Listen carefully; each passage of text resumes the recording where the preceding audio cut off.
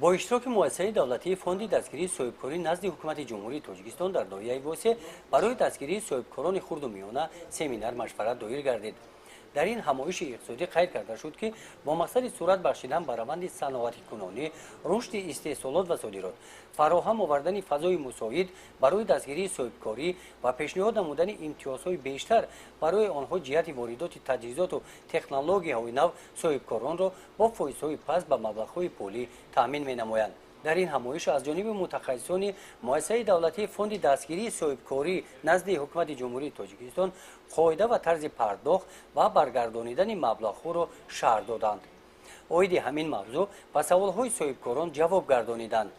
در این همایش معین گردید که صاحبکاران واسطگی بیشتر بر رشد ساحه کشاورزی و هنرمندی توجه دارند.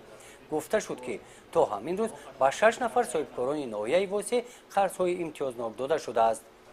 گزارش خوجا نظریف خدای نظر ظهورов از ناحیه واسه برای برنامه اطلاعاتی نوید.